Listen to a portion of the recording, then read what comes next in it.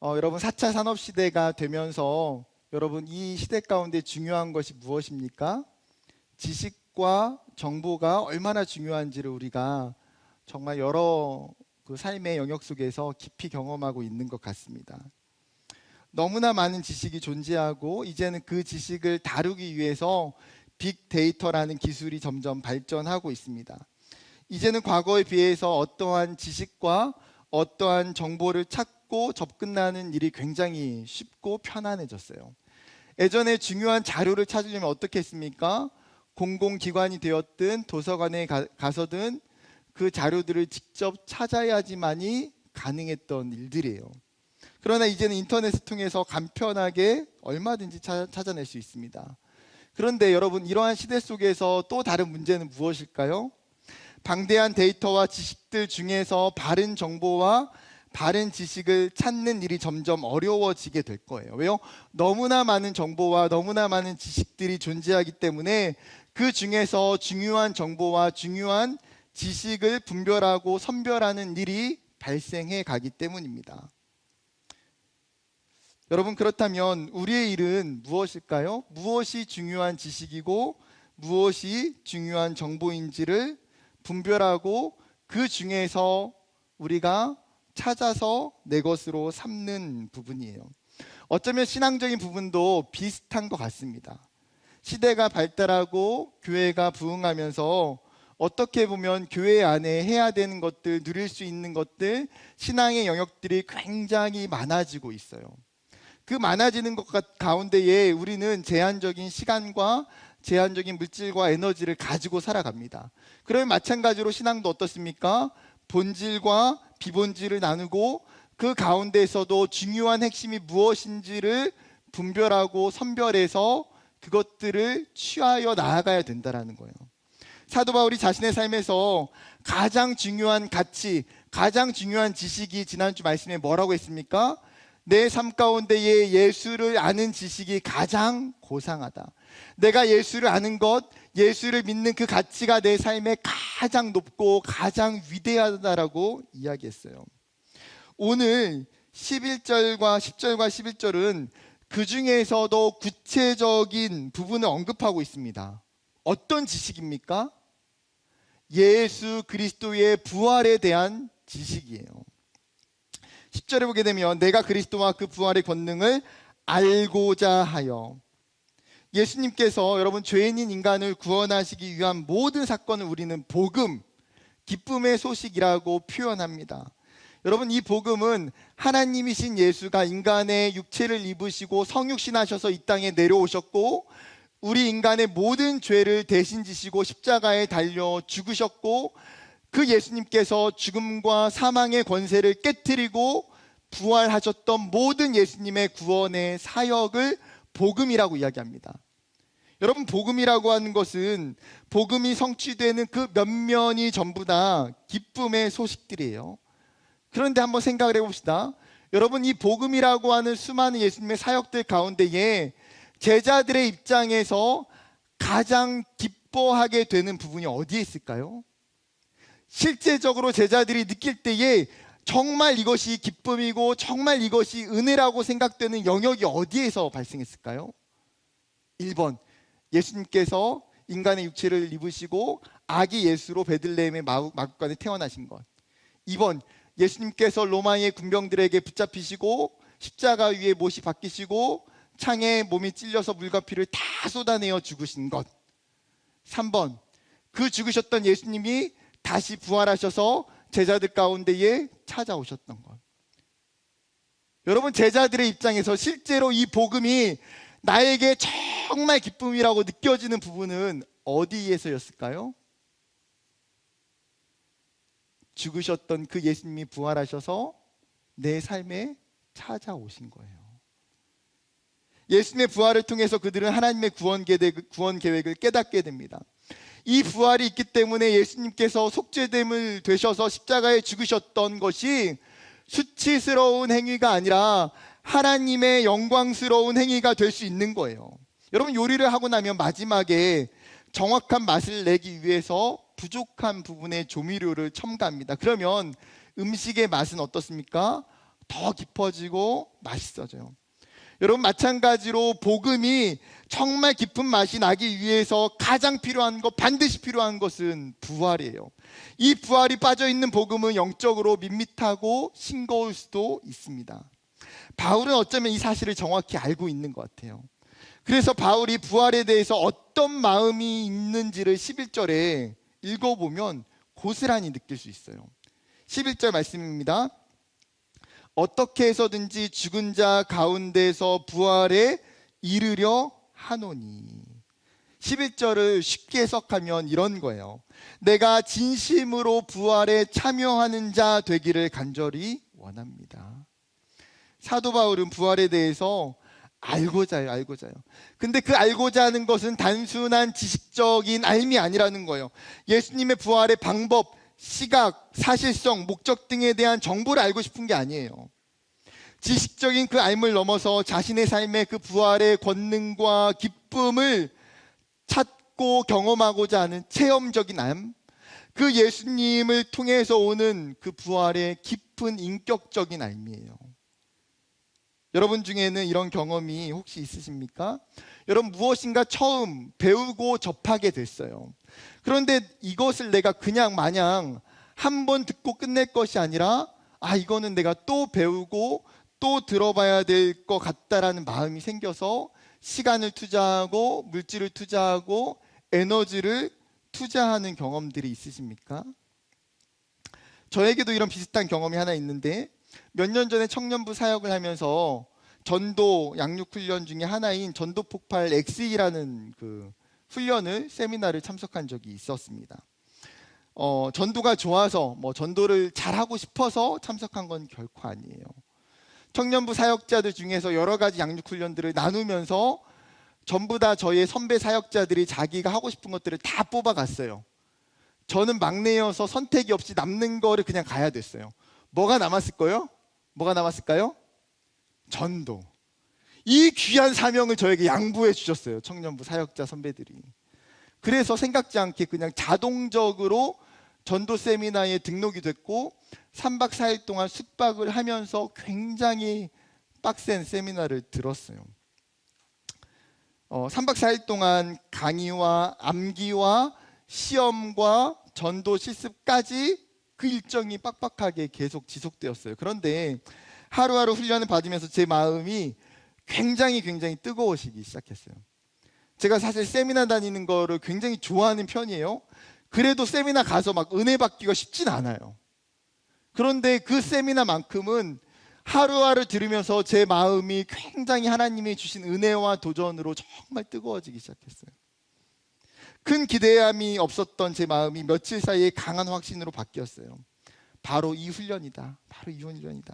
나에게 필요했던 훈련, 내가 교회를 섬길 때에 나에게 있어서 정말 붙들어야 되는 가장 중요한 영적인 무기와 훈련이 바로 여기에 있다는 것을 제가 발견했어요.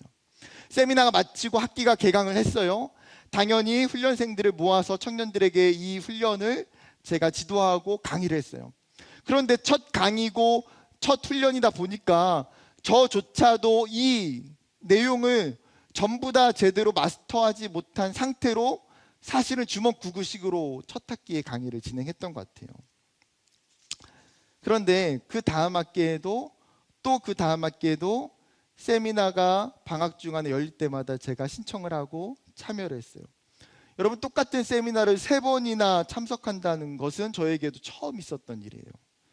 여러분, 제가 왜 똑같은 세미나를 3번이나 참석했을까요? 제 스스로 이 훈련에 대한 강력한 확신이 있기 때문이에요. 내가 이 훈련을, 내가 이 강의를 그 어떤 사역자보다도 잘하고 싶어하는 그 마음과 이 훈련과 이 사역을 내가 더 깊이 이해하고 더 간절히 경험하고 누리고 싶은 마음이 제 안에 생겼기 때문이에요. 여러분, 지금 사도 바울은 부활에 대한 인식이 이와 같으리라고 생각해요. 지금 부활에 대한 그의 마음이 어떻습니까? 그 예수님의 부활에 참여자가 되고 싶어하는 간절한 사모하는 마음이 있는 거예요. 그 예수님의 부활에 깊이 동참하고 싶은 마음. 여러분, 바울 안에 왜 이런 마음이 있습니까? 복음이라는 파도가 그의 인생을 전복시켰어요. 다메섹으로 가는 그 가운데에 이 바울이 예수를 만나고 나서 그의 인생은 180도 완전히 다 달라졌어요. 그는 부활이 주는 그 기쁨과 소망이 무엇인지, 그리고 자신의 인생 가운데 찾아왔던 예수님의 부활이 얼마나 강력한 능력이고 힘인지를 알기 때문이에요. 사랑하는 청년 여러분, 그렇다면 오늘 이 바울의 고백을 보면서 여러분 자신에게, 나에게 해야 되는 첫 번째 질문이 있습니다. 무엇일까요? 예수님의 부활이 그 복음에 완성되는 말할 수 없는 그 기쁨과 영광을 내가 누리고 있느냐라는 거예요. 내 삶 가운데에서 이 부활의 권능에 참여하고 싶은 소망이 내 안에 있느냐는 거죠. 여러분, 우리가 이 땅을 살면서 우리의 믿음이 흔들리는 이유, 어쩌면 이 땅에도 소망이 없고 우리의 미래에도 소망을 갖지 못하는 이유 중에 하나는 우리가 부활을 생각하고 살지 않기 때문이에요. 부활의 그 능력이, 부활의 그 기쁨이 우리 가운데에 적기 때문이에요. 데살로니가전서 4장 13절과 14절에 바울이 이렇게 이야기합니다. 형제들아, 자는 자들에 관하여는 너희가 알지 못함을 우리가 원하지 아니하노니 이는 소망 없는 다른 이와 같이 슬퍼하지 않게 하려 함이라. 우리가 예수께서 죽으셨다가 다시 살아나심을 믿을진대 이와 같이 예수 안에서 자는 자들도 하나님이 그와 함께 데리고 오시리라. 하나님이 없는 자들은 부활의 신앙, 부활의 믿음이 없기 때문에 현세에 대한 소망도 없고 내세에 대한 소망도 없이 살아간다는 거예요. 데살로니가 교회 성도들 가운데에 그런 자들이, 부활을 모른 채 살아가는 사람들이 있다는 거죠. 너희가 그러면 안 된다. 예수의 부활을 믿고 그 부활이 우리에게 일어나는 부활임을 너희가 믿어야 된다라고 사도 바울이 권면하고 있어요. 우리의 신앙, 우리의 믿음에 여러분, 이 부활이 얼마나 내재되어 있습니까? 여러분, 우리가 예수 그리스도가 누군지 알아요. 예수님이 나를 위해서 십자가에 달려 죽으셨고 나의 구원자 되시는 거 알아요. 그리고 그 예수님이 부활하신 것도 알아요. 그런데 문제는 무엇입니까? 지식적 부활을 뛰어넘지 못해요. 분명히 부활은 나에게 강력한 믿음을 주고 그 부활은 강력한 힘과 소망과 위로를 나에게 줘요. 사도 바울과 같이 부활에 참여자 되기를 진지하게, 간절하게 우리가 붙들어야 한다는 거예요. 사랑하는 청년 여러분, 우리는 분명 그 언젠가 예수 그리스도의 부활에 참여하게 될 것이에요. 부활을 맞이하는 그 언젠가 우리는 경험하게 될 거예요. 그러나 여러분, 그 부활은 내가 죽고 나서 경험하는 부활이 아니에요. 내가 천국에 가야만이 경험할 수 있는 부활이 아니에요. 하나님은 이미 우리에게 이 땅에서 부활의 신앙과 부활의 소망을 가지고 살라고 분명하게 이야기하고 있어요. 부활의 진정한 참여자가 돼서 그것들을 누리면서 그 최종의 부활까지 계속해서 향하여 나아가라고 이야기하고 있는 거예요. 사랑하는 여러분, 우리의 신앙이 이 부활의 은혜, 지금 사도 바울이 그의 인생 가운데에 이 예수 그리스도의 부활을 날마다 생각하고 사모하고 간절히 붙들고 살아가는 것처럼 내 삶의 그 분주한 일상 가운데에도 그 예수님의 부활을 생각하고 기도하고 묵상하고 붙들고 나아가는 저와 여러분 되기를 주님의 이름으로 축복합니다. 여러분, 다시 본문으로 돌아와서 한 걸음 나가서 사도 바울은 이 부활의 신앙을 가지고 있는 성도들에게 필요한 중요한 믿음의 태도를 이야기하고 있어요. 첫 번째는 계속해서 달려간다는 거예요.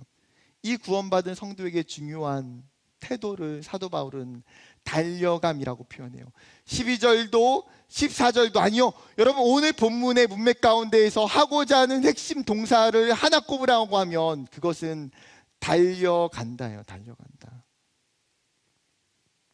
여러분, 달리기 선수가 빠른 속도로 뛰어가는 건, 여러분, 어슬렁어슬렁 천천히 걸어가는 거를 달려간다고 표현하지 않잖아요.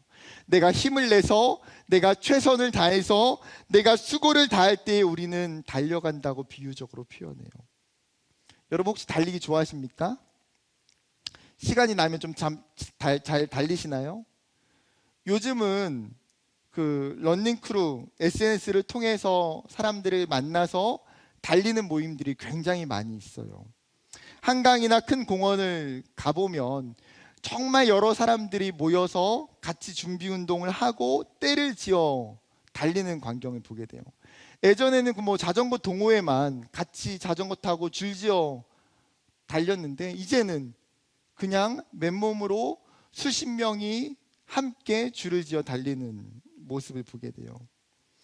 여러분, 달리는 것이 과거에는 혼자 외롭고 재미없는 운동이었다면, 이제는 혼자 뛰는 것이 아니라 함께 뛰면서 서로가 동기부여를 얻고 서로가 페이스를 맞추면서 즐겁게 달려요. 여러분, 달리다 보면 어떻습니까? 숨이 가팔라지고 심장이 빠르게 뛰기 시작하고 때로는 체력의 한계를 경험하게 돼요. 아무렇지도 않은 신체가 한순간에 요동치는 모습 속에서 우리는 정말 내가 살아있는 존재라는 것을 깊이 느끼게 될 때가 있어요. 그리고 내가 가지고 있는 한계가 조금씩 깨지면서 더 멀리 더 빠르게 달리는 능력이 생겨요.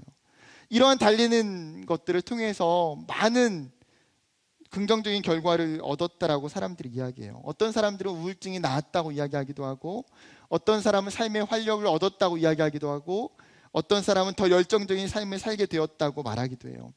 달리기가 가지고 있는 매력은 수도 없이 많을 거예요. 사도 바울은 어쩌면 이러한 육체적 달리기와 같이 우리에게 믿음의 달리기를 하라고 이야기하고 있어요. 달려가라. 나의 신앙을 위해서 달려가라.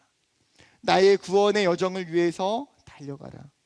하나님이 나에게 주신 사명, 하나님이 나에게 부르신 그 부르심 가운데에 힘껏 달려가라는 거예요. 여러분, 그렇습니다. 여러분, 우리가 교회에서 20년, 30년 신앙생활을 해도 여전히 우리의 경주는 ING예요. 여전히 진행 중이에요. 믿음의 훈련은 여전히 진행 중이에요. 우리가 흔히 인생을 마라톤으로 비유해요. 42.195를 뛴다고 이야기하죠. 여러분의 인생은 지금 어디쯤 얼마만큼 달려왔습니까? 중요한 것은 내가 어디쯤 달려왔는지도 중요하지만 여전히 내 인생 가운데에 달려야 할 길이 남아있다는 게 중요해요. 코로나의 시간이 우리가 달렸던 모든 것들을 멈추게 만들었어요. 예배라는 달리기를 멈추고, 사역이라는 달리기를 멈추고, 양육과 훈련이라는 달리기, 선교와 전도라는 달리기를 멈추게 만들었어요. 이 엄청난 외부적 환경과 요인에 의해서 사실은 모든 그리스도인들, 정말 많은 그리스도인들의 달리기가 한순간에 멈춰져 버렸어요. 문제는 오랫동안 멈춰 있다 보니까 무엇이 문제입니까? 다시 뛰는 것이 너무나 어려워요. 다시 예배의 자리에 나가는 것, 내가 다시 경건의 삶 가운데 나아가는 것, 내가 기도하고 내가 말씀을 보고 내가 큐티하고 묵상하는 그 자리가 더 어려워졌어요. 내가 양육과 내가 훈련받는 것이 어려워졌어요. 공동체를 섬기고 헌신하는 것이 너무나 어렵다는 거예요. 한번 멈춰버리면 여러분, 오랜 시간 뛰지 않으면 어느새 뛰는 방법을 잊어버릴 때가 많아요. 게으름과 나태함이라는 살이 우리의 영혼에 순식간 살찌게 만들어버려요. 사랑하는 청년 여러분, 이 청년의 때에는 가장 에너지가 많고 가장 체력이 좋을 때예요. 여러분, 육체적인 장점뿐만 아니라 여러분, 우리의 영혼 가운데에도 마찬가지예요. 이 청년의 때가 우리가 우리의 믿음과 우리의 신앙을 위해서 어쩌면 가장 열심히 가장 잘 달릴 수 있는 시간이에요. 히브리서 12장 1절은 우리에게 이렇게 이야기합니다. 쉬운 성경 번역으로 읽어볼게요. 우리에게는 이렇게 많은 믿음의 증인들이 있습니다. 그들의 삶은 우리에게 믿음이 무엇인지를 말해주고 있습니다. 그러므로 포기하지 말고 우리 앞에 있는 경주를 열심히 합시다. 우리의 삶 속에서 방해가 되는 것들은 다 없애버리고 우리를 쉽게 올가매는 죄를 벗어 버립시다. 히브리서가 이야기하는 것이 무엇입니까? 우리의 수많은 믿음의 선진들은 동일하게 그 경주를 달렸고 그 경주를 마쳤다라는 거예요. 그들은 수많은 고난과 수많은 유혹 가운데서도 포기하지 않았다는 거예요. 요셉의 인생 가운데에 그를 막아세우는 뜻밖의 상황과 요인들이 너무나 많았어요. 다윗의 인생 가운데에 그를 위협하는 대적자들과 위기들은 너무나 많이 있었어요. 그런데 그들은 끝까지 믿음의 경주를 포기하지 않았어요. 그들을 통해서 우리로 하여금 보고 배우기를 원하는 것이 무엇입니까? 그러므로 너 또한 똑같은 믿음의 경주를 살아갈 때에 포기하지 말고 달리라는 거예요. 여러분, 그 경주가 나만 달리는 경주가 아니기 때문에 하나님이 저와 여러분에게 이 권면의 말씀을 하시는 줄 믿습니다. 우리가 위로가 격려가 되는 것은 무엇이에요? 나 혼자 뛰지 않는 거예요. 맑은샘 광천교회 청년부라고 하는 우리가 어쩌면 영적인 런닝크루예요. 여러분, 나 혼자만 달리는 것이 아니라 여러분 주변에 있는 모든 청년들이 지금도 달리고 있어요. 함께 믿음으로 달리고 있는 그들을 바라보면서 서로 도전을 받고 위로를 받고 격려를 받으면서 함께 뛰어가는 거예요. 여러분, 나의 경주 가운데에 하나님이 원하시는 그 길을 달려가는 저와 여러분 되기를 주님의 이름으로 축복합니다. 두 번째 영적인 태도는 과거에 안주하지 않는다는 거예요. 지난주 말씀처럼 사람들은 기본적으로 자신의 육체를 신뢰하고 자신이 세웠던 수많은 업적들을 자랑해요. 어떤 사람들이 심지어 자신의 동상을 세우기도 하고 박물관을 만들어서 자신의 일대기를 공로를 남기고 싶어 해요. 그런데 여러분, 사도 바울은 그렇지 않아요. 13절의 말씀 중에 오직 한 일, 즉 뒤에 있는 것은 잊어버리고, 여러분 여기서 잊어버린다라고 하는 이 원어는 무시하다, 생각에서 지워버리다라는 뜻이에요. 무슨 말입니까? 바울은 지금 자신이 걸어왔던 수많은 믿음의 삶들을, 믿음의 여정들을 붙들지 않고 깨끗이 지웠다는 거예요. 그러면 하나님이 나를 만나 주셨던 것, 하나님이 내 인생에 오셔서 주셨던 그 은혜와 그 역사들을 잊으라는 겁니까? 하나님이 나를 위해서 행하셨던 과거의 수많은 일들을 잊으라는 건가요? 아니에요. 사도 바울이 정확히 그가 잊고자 했던 과거는 무엇입니까? 자신의 의고, 자신의 결과물이고 사람들이 자랑하는 세상적 가치예요. 뿐만 아니라 복음을 위하여 섬겼던 수많은 사역의 열매들이에요. 그렇다면 그는 왜 과거를 잊었다라고 이야기합니까? 왜요? 과거에 갇히지 않기 위해서. 과거의 영광과 과거의 추억과 과거의 경험에 갇히게 되면 그것이 나의 믿음을 멈추게 만들고 나의 신앙을 안주하게 만들기 때문에, 자신의 과거가 오히려 자신의 믿음과 신앙 가운데 유익하게 하는 것이 아니라 그것이 우리의 인생 가운데의 장애물이 되게 만들 수 있기 때문에, 여러분 이스라엘 사람들의 모습을 보세요. 여러분, 그들이 수많은 하나님 선지자들을 보내서 그들에게 하나님의 말씀을 전하시고 심판을 하심에도 불구하고 그들이 듣지 않아요. 여러분, 그런데 그들이 듣지 않음에도 불구하고 그들이 가지고 있는 마음은 무엇입니까? 자신들의 민족 가운데에 하나님이 주셨던 과거의 수많은 은혜들로 인하여서 하나님이 그들을 애굽에서 출애굽시키셨고 그 광야 가운데 만나와 메추라기를 먹이셨고 구름기둥과 불기둥으로 지키시고 인도하셨던 그 하나님의 은혜, 가나안에 들어오게 하셔서 그 가나안의 7민족들과 수많은 전쟁 가운데 하나님께서 승리하시고 이 땅을 우리에게 주셨던 그 하나님의 은혜, 그들은 그것이 하나님의 은혜인 줄 알고 있어요. 그런데 무엇입니까? 그 과거에 사로잡혀서 그 하나님이 지금도 여전히 우리들 가운데에 동일하게 자동적으로 지키시고 인도하시는 하나님이라고 생각해요. 지금 자신들의 현재와 자신들의 하나님과의 관계는 바라보지 않아요. 내 안에 하나님을 향한 그 사랑의 마음과 하나님을 향한 신앙은 중요하지 않아요. 왜요? 나에게 있는, 이스라엘에게 있는 그 과거가 나의 현재와 미래를 만들 거라고 착각하고 있기 때문에. 여러분, 이것이 비단 이스라엘만의 모습입니까? 여러분, 우리에게도 다 나타날 수 있는 신앙적인 모습이에요. 여러분, 간혹 신앙의 제자리에 머물고 있는 사람들을 보면 그 중에 사실은 많은 사람들이 과거에 신앙적인 열심과 열정이 있었던 사람이에요. 교회와 공동체를 위해서 뜨거운 마음과 믿음을 가지고 나갔던 사람들이에요. 문제는 그 과거의 생각에 갇혀서 그 과거가 지금 현재의 내 삶이라고 오해하고 착각하는 거예요. 과거의 믿음이 나의 보증수표라고 착각하기 쉽다는 거예요. 여러분은 그렇지 않습니까? 그렇다면 어떻게 해야 됩니까? 내가 과거에 잡았던 것들을 내려놓고 이제는 어떻게 해야 될지 사도 바울이 13절의 하반절에 뭐라고 말합니까?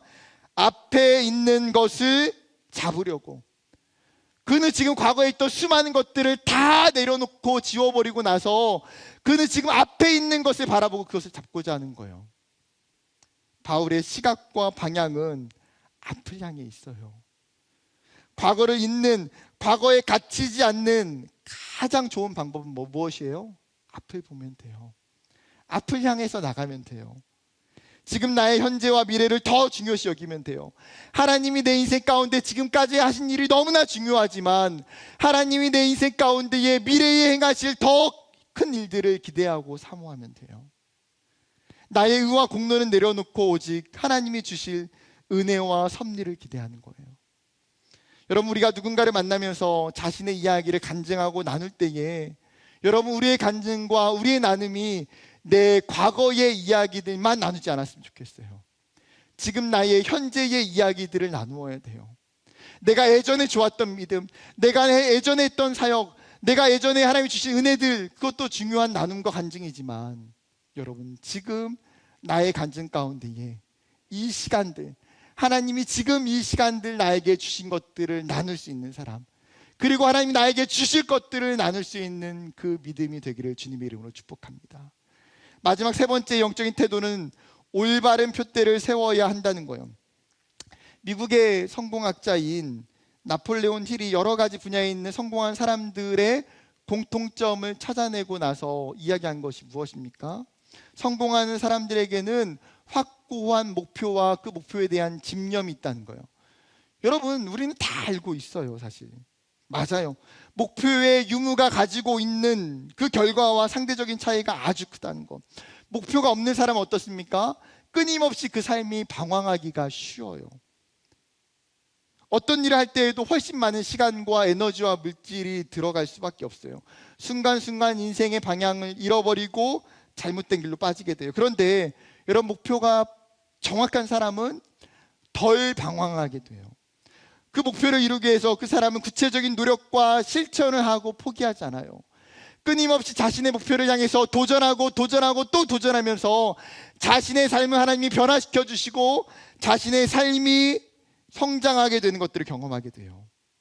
그렇기 때문에 목표를 설정한다는 것은 너무나 중요한 행동이에요. 여러분, 믿음의 태도도 마찬가지예요. 사도 바울이 권면하고 있는 것이 무엇입니까? 14절에 표대를 향하여. 여러분, 달려가는데 그냥 달려가는 것이 아니라 무엇을 향해서 달려간다고요? 표대를 향하여 달려간다는 거예요. 원어의 뜻은 멀리 있는 목표점, 즉 마라톤 선수가 마지막에 그 최종 그 결승점을 이야기하는 거예요. 마지막 내가 가야 되는 그 종착점을 이야기하는 거예요. 그것이 표대예요. 여러분, 믿음의 사람에게는, 신앙의 사람에게는 그 분명한 표대가 존재한다는 거죠. 그 분명한 목표가 존재한다는 거예요. 여러분, 우리의 인생 가운데 목표 없는 사람은 아무도 없어요. 그러면 우리의 표대가, 우리의 목표가 어디에 있는지를 바라보는 것이 중요하지 않겠습니까? 나의 목표가 어쩌면 세상에 있는 많은 사람들과 똑같은 목표를 가지고 살아가는 것 아닙니까? 어떤 사람은 나이 40, 50이 되어서 파이어족이 되는 것이 표대인 사람이 있어요. 어떤 사람은 나의 분야에서 최고가 되는 것이 목표인 사람일 수도 있어요. 어떤 사람은 내 직장에서 내가 성공하고 승진하고 더 많은 연봉을 얻어내는 것이 목표일 수도 있어요. 여러분, 이러한 인간적 표대가 무의미한 것은 아니에요. 그러나 내가 세운 표대의 중심이 과연 무엇인지, 어떠한 동기가 있는지를 생각하는 것이 중요해요. 단순히 내가 부유해지고, 단순히 내가 좀 더 편안해지고, 단순히 내가 더 좋은 삶을 살기 위한다면 하나님이 기뻐하시는 목표는 아닐 거예요. 그렇다면 바른 표대는 무엇입니까? 여러분, 성경적인 표대는 무엇이에요? 사도 바울이 표대로 세웠던 그것은 하나님의 나라였어요. 하나님의 그 나라를 이루어가는 것, 자신의 삶을 통해서 그 하나님의 나라의 완성 가운데에 들어가는 것. 여러분, 나의 수많은 인간적인 목표들은 그 진정한 표대를 향하여 나아가는 도구에 불과한 것들이에요. 사도 바울이 이 표대를 추가적으로 설명하면서 14절 하반절에 부름의 상이라고 표현해요. 부름의 상. 우리가 열심히 달릴 때에 하나님이 주실 그 부름의 상이 있고 그것을 향해서 달려간다. 그 부름의 상이 무엇입니까? 디모데후서 4장 7절과 8절. 나는 선한 싸움을 싸우고 나의 달려갈 길을 마치고 믿음을 지켰으니 이제 후로는 나를 위하여 의의 면류관이 예비되었으므로 주 곧 의로우신 재판장이 그날 내게 주실 것이며 내게만 아니라 주의 나타나심을 사모하는 모든 자에게도니라. 여러분, 우리가 선한 싸움을 싸우고 믿음의 경주를 다할 때에 하나님이 주시는 뭐가 있다고요? 하나님이 주시는 그 의의 면류관과 그 생명의 면류관이 있다는 거예요. 사도 바울은 그 의의 면류관을 바라보며 달려가고 있는 거예요. 사랑하는 여러분, 어쩌면 우리가 바라보아야 하는 그 표대는 굉장히 단촐하고 화려하지 않아요. 어쩌면 인간의 사람들이 바라보는 그 가치처럼 정말 내 외형적인 것들을 풍성하게 하고 멋지게 만드는 표대가 아닐 수 있어요.